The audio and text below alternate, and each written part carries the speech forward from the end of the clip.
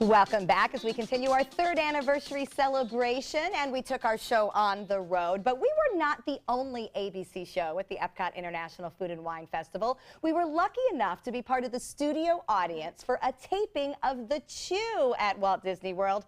Afterwards, we had the chance to talk to our new friends, and they are so much fun, about how they make food fun every day. Let's take a look.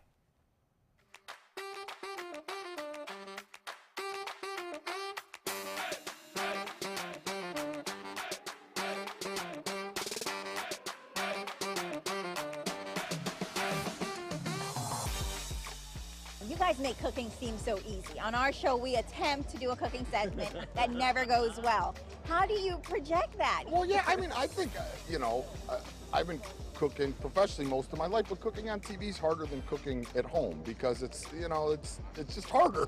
You're cooking, you're talking, you're doing all these different things. So, Clinton said it a million times. I think it's like anything else. You just got to practice a little bit more and get comfortable with it. But, and get good culinary stylists.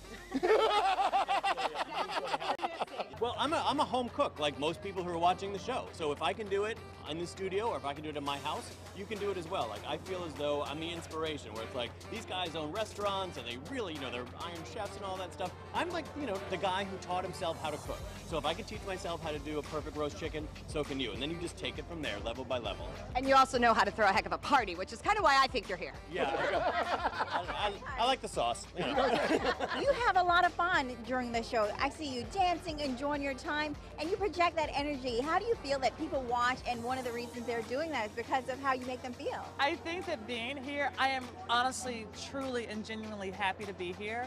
And I think that because we're having fun, that is infectious, and people at home want to have the same fun in their kitchen. So they're like, okay, if I see Carla having fun at the studio, then I'm also going to have fun while I'm cooking at home. And that's what we want them to do, because we want them to actually cook for themselves at home. How do you take being an acclaimed chef and make food something everybody at home can understand? Well, fundamentally, everything that the Italian cook does is not really fancy technique. It's about buying good ingredients, treating them simply, doing it in as less time as possible, and creating something that you all want to share. So it's not that hard. The Italian cooking vernacular is something that everybody knows how to do in Italy, so everyone in America can too.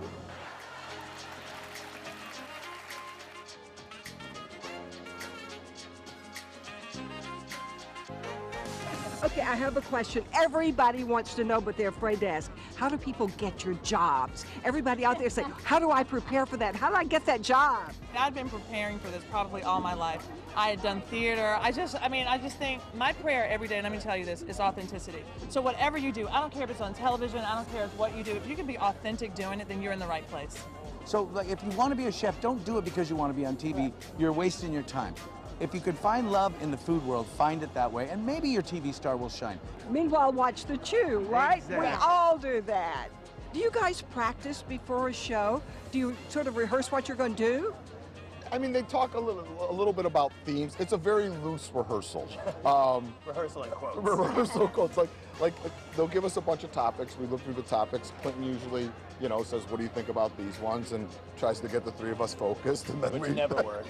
It's terrible. It never works at all. And then we it's a lot of ad-libbing. A lot of ad-libbing. A lot of ad-libbing. Yeah, we go through the step-by-step of the recipes just to make sure we know when, like, we throw a commercial break, or if you're, interviewing a guest while cooking a recipe, you sort of like, they say, let's get the recipe started, then you ask a couple of questions here, and then you put the recipe back in the oven, that kind of thing.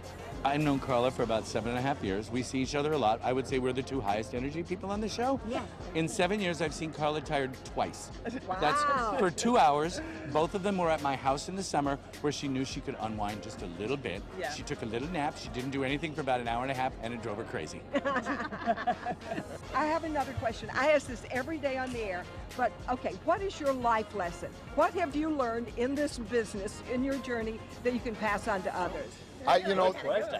Mine isn't in this business so much. My grandfather's 99 years old. He's going to be 100, and one of the things that he always says is, always take the steps. And it's just like, life isn't about shortcuts. Sometimes, you take the steps. The elevator's there, but take the steps, and you learn a lot more along the way. Great. How about you? Well, this is basically coming from, like, working on television for a long time. I've learned what other people think of you says more about them than it does about you. So don't worry if everybody hates you or they don't like what you're wearing, they think your hair sucks. If you feel good about you, that's all that matters. And if they are going to be critical of you, it's about something missing in them. One more Like that, question. Clinton. Is your 99-year-old grandfather married? Because I'm almost 80 and we'd make quite a pair. You guys would make a lovely pair. He's not. He's not. I'm going to set that up. Okay, I'm done. Match made right here.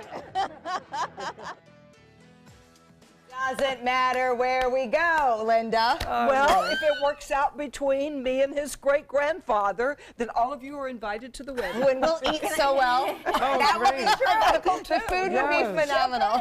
I smell a Suncoast Chew. Oh my goodness. I will tell you, we loved every bit of them. They're wonderful people that made us so much more excited to now get to watch the show and understand the personalities behind them. So be sure and join us watching The Chew every day right here on ABC 7 at 1 p.m. Okay, coming up next, we've got a game. There's always a game, but this is a big one. We're going to test our food and wine knowledge. Cheers. Oh, boy. I know your glass is We'll still do well full. with wine. This is champagne. This is champagne. We already got that.